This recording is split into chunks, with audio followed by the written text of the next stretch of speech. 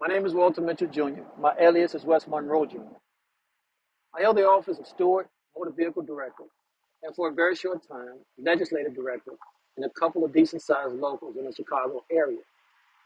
So needless to say, I am an advocate for the rights of laborers on and off the workroom floor. I created this channel to speak specifically to you, the laborer, to inform you of your rights and responsibilities as employees and as part of an organized workforce on and off the workroom floor. That said, it's important for me to remind you that your actions or inactions as individual members not only affects your particular issue, but it also affects the success or failure of our collective endeavors. And it matters. Being a part of an organization you can be proud of begins with you. I don't necessarily believe that unions are the answer in all cases.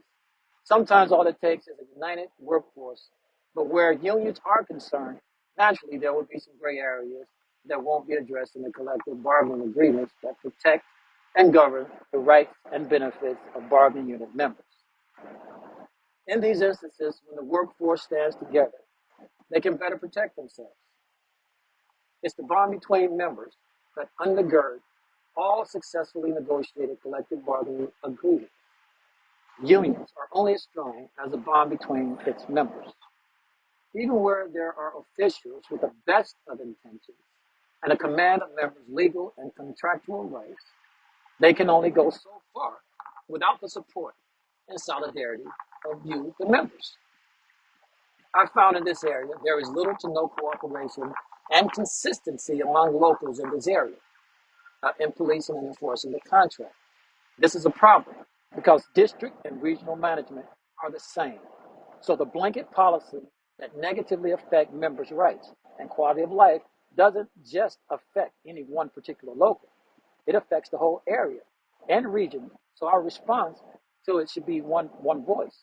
A house divided cannot sustain such an attack.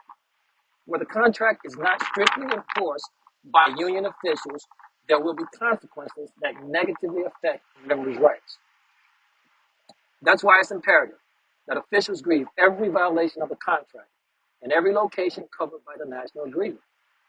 There should be no unofficial meeting held with management where members' rights are compromised and traded away for some temporary satisfaction for the official engaged in this corrupt practice. When union officials don't grieve every violation, they silently endorse the violation. This gives management the right to challenge a grievance when it comes up much later under the guise of past practice. So again, union officials should be working together across locals to file a grievance for every violation of the contract in every location covered by the national agreement.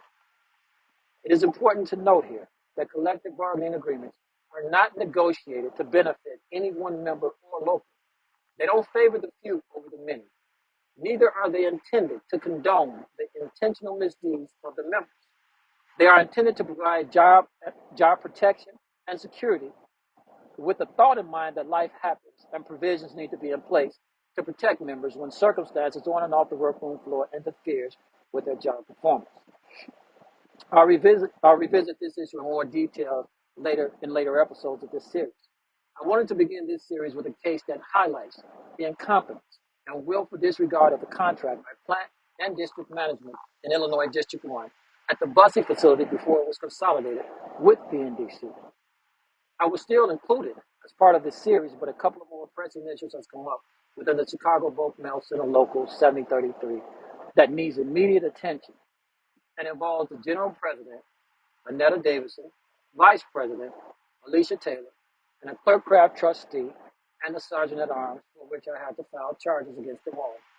That includes failure to maintain their fiduciary responsibilities, failing to seek approval of the Executive Board general membership for a purchase in the amount of $3,080 by the General President on her union credit card for Bulls tickets without proper authorization, failing to perform audits as the Constitution requires.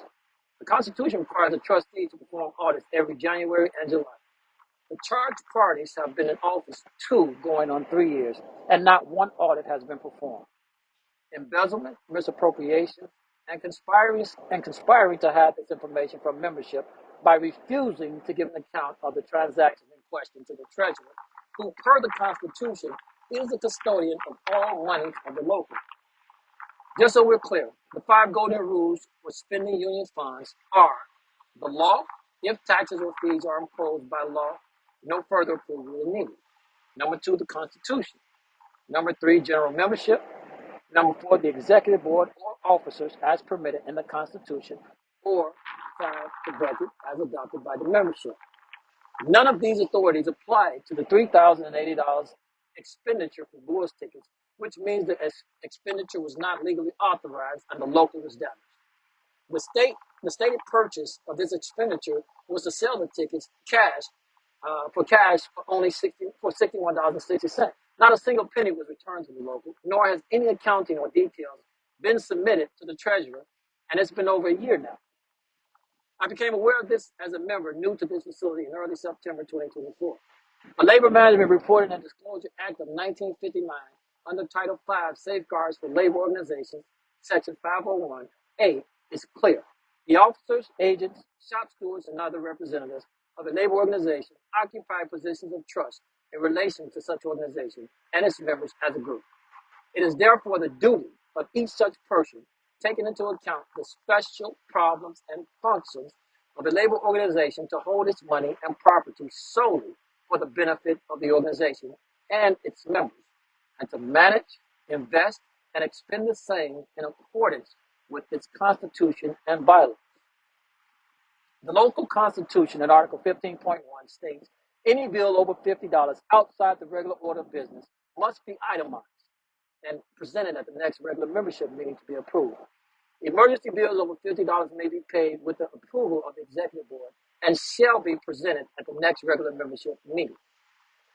In the same article, the Constitution defined what expenses are included in the regular order of business, and they are per capita tax to the national APWU and all affiliated groups, office rent, officer salary, special fund payments, office and supply expenses. Most tickets or other entertainment expenditures are not included and is considered outside the regular order of business. Therefore, this unlawful expenditure should have been itemized and presented at the next regular membership meeting to be approved. But none of this was done. In fact, the guardrails put in place by the Constitution that members voted on was dismantled by Annetta Davison and Alicia Taylor. Per the local Constitution, Article 9.3b, it states that the General Secretary shall be responsible, along with the General President, not the Vice President, for all correspondence to and from the local. All such correspondence shall be placed on file at the union office. But Annetta and Alicia decided that they will not honor this mandate to protect and hide their own misdeeds. That same article goes on to say, he or she shall countersign all checks. Another guardrail that the members voted to adopt, that Annetta and Alicia has chosen to ignore to protect and cover their misdeeds. In fact, Annetta Davison and Alicia Taylor, along with the other 2 charged parties, have chosen to click up to protect each other and double down on their malfeasance, even going so far as to lie and try to have the executive board vote me out as a member in good standing to avoid accountability for their misdeeds. Just a quick side note here. The APWU recognizes a member in good standing as a non-supervisory dues-paying member, which I am, so I can't be voted out. The hearing on the charges was held December 3rd, 2024. The charged parties were notified, but chose not to attend.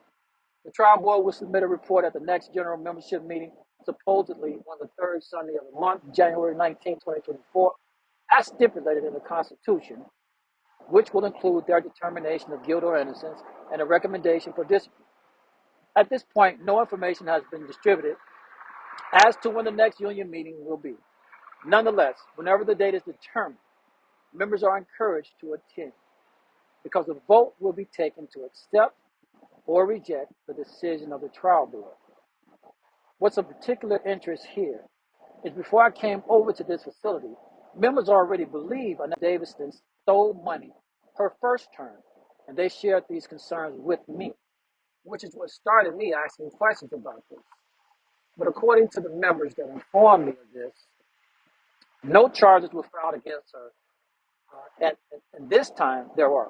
And this time especially when the plant manager, Tanya Lewis, has decided to keep the clerks that were involuntarily accessed from buses with assignments, but are being denied the right to work in those assignments by Tanya Lewis on standby to justify taking their jobs, and who reportedly told one of these members that if she wants to keep them in standby for 2 years, that's where they'll be.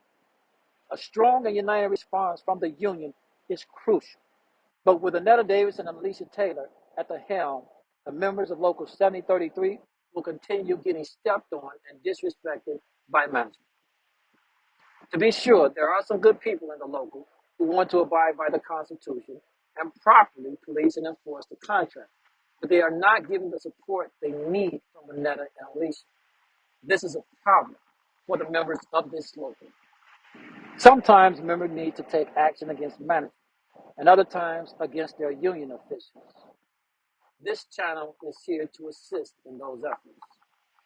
In the coming months, there will be an app I'll share with you all to send your issues with management and the union, whistleblowing complaints, and other related issues that concern you. We'll also celebrate management and union officials you consider worthy and help you hold the worst of the bunch to account. You know how the algorithms work here, so please leave a comment, and encourage your coworkers to follow this channel. I'll be posting a new episode every Wednesday, so please stay tuned. Happy New Year, and hopefully I'll see you all at the next union meeting. Peace and solidarity.